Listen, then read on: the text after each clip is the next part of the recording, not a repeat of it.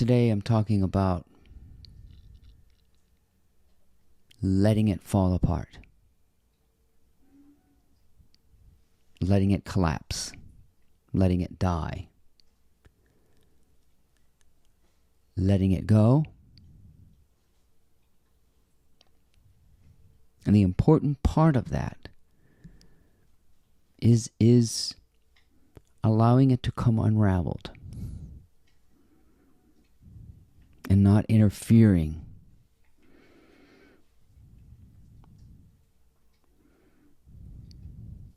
So we're going to talk about the importance of allowing it to fall apart.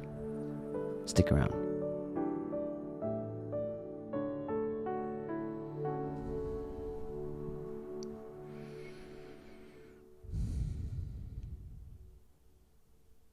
I know it's very difficult to not want to intervene, especially in your own circumstances. To witness a young person destroying their life with drugs and alcohol, to recognize that the very cause of suffering and proliferated pain is the idea that you can intervene in the processes of nature and cure it.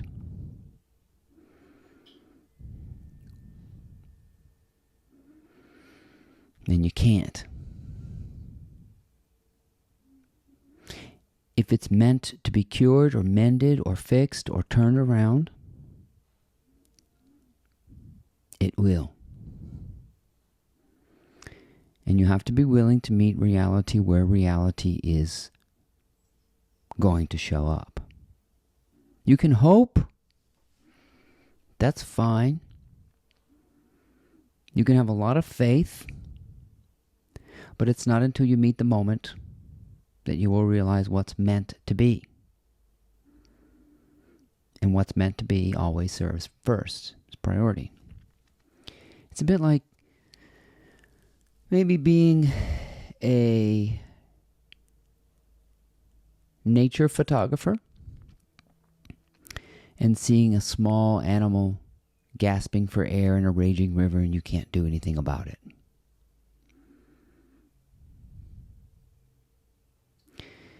It's like having an elderly parent and they are slipping cognitively. And you have to watch them drift away like that. Or a friend on life support, and every day the report gets worse and worse.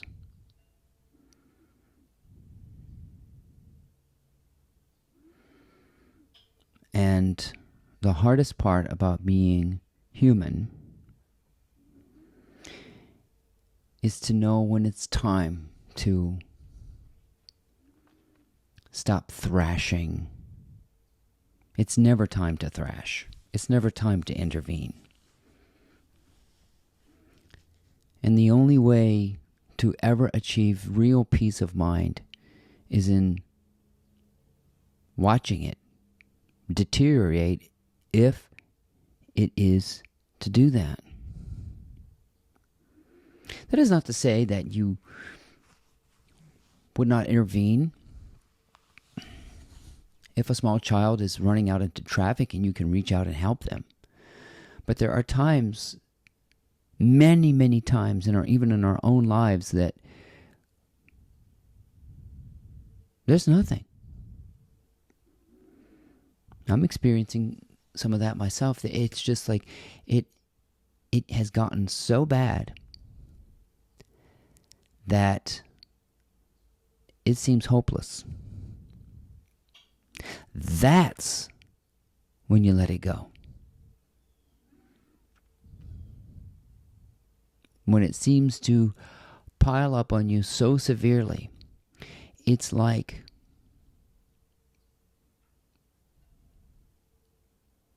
keeping plates in the air at one of those circus sideshows. You're running yourself ragged. And the more you run around trying to spin the plates, more plates are being added to your show. And they're teetering and wobbling.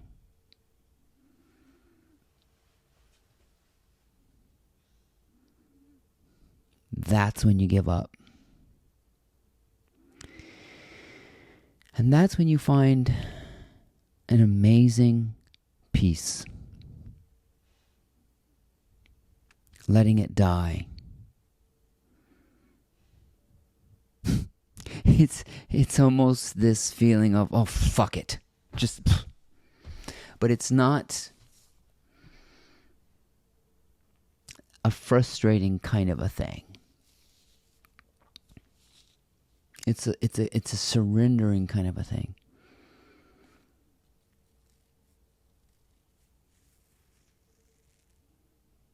And sometimes when we're willing to let it die, it resurrects on its own. Because we have learned not to intervene, not to try to do something, but to trust in the processes of nature. Yes, this thing that you're hoping for could be coming to an end. That's fine. That's what we must realize, is that it is okay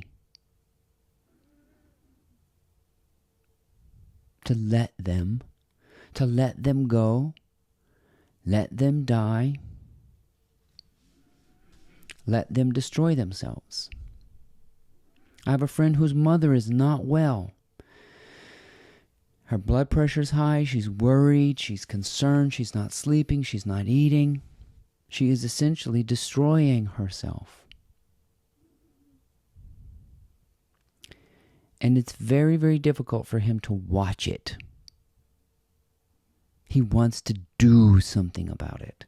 But what you have to understand is the only way you can do something for someone else in that kind of a situation is if there's an opening or an invitation to help.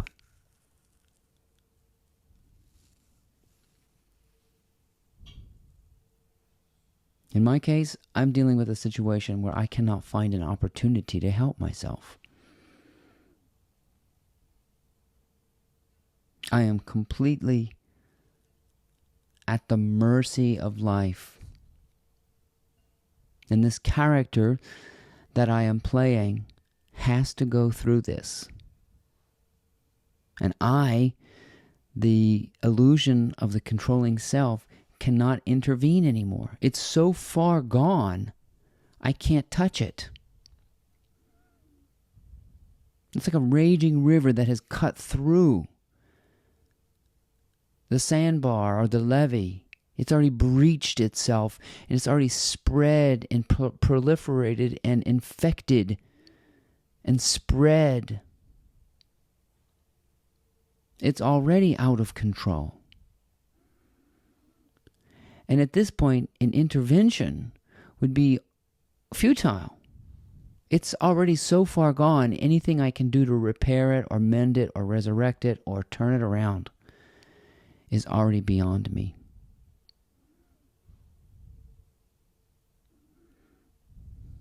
Have you been there?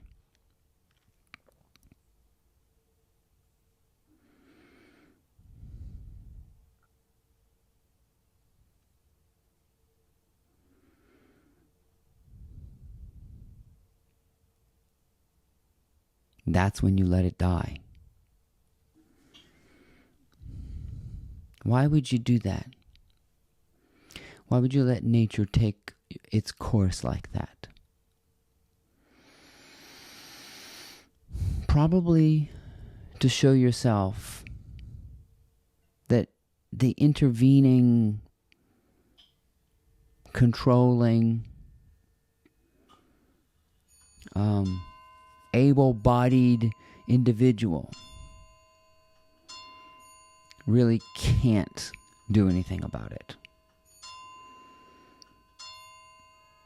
And sometimes situations get so far gone, the only thing we have is faith, trust. That's it. Your circumstances will likely deteriorate to the point where it's insanity. Where insanity is the sane way, meaning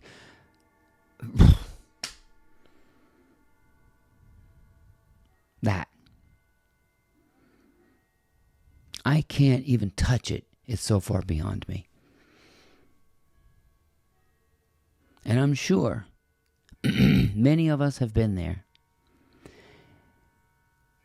And your efforts feel like rearranging deck chairs on the Titanic. And it could be that the thing that does turn it around is letting it die. Why? So it can take on a new form. On its own. So it can go through a metamorphosis on its own. So it can transition on its own. Because this particular path that you're going down may not be a dead end, but a passage way.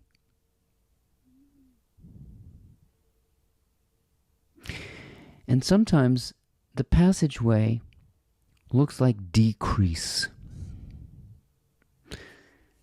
It looks like death. It looks like cruelty. It looks like the end.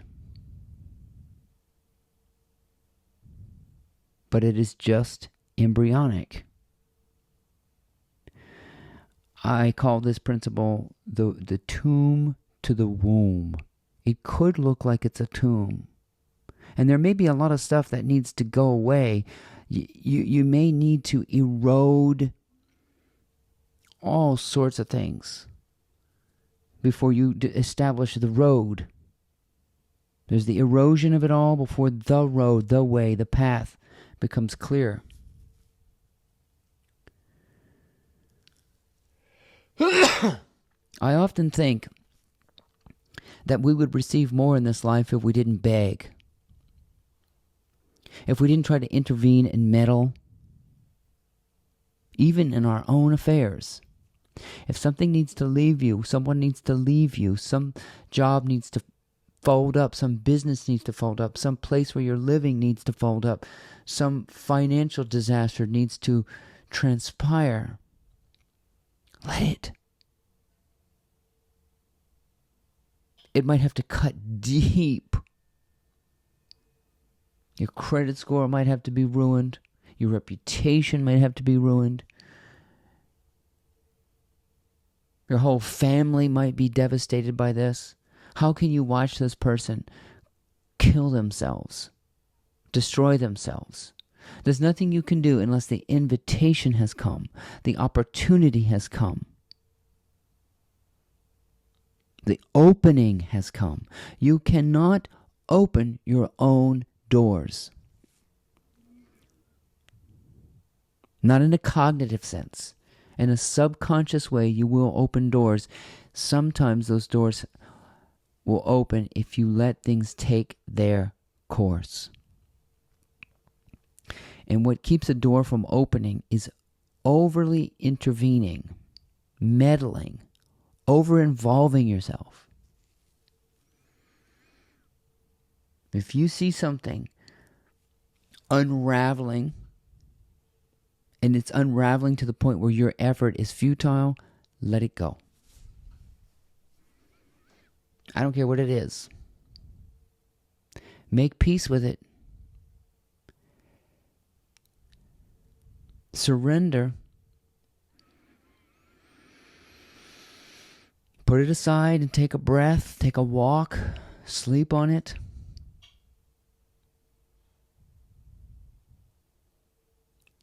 The threat seems insurmountable. I know. But that could be a direct path to amazing breakthrough. You see? They always say it's darkest before the dawn and all this stuff. It sometimes requires huge devastation, huge wiping out of entire nations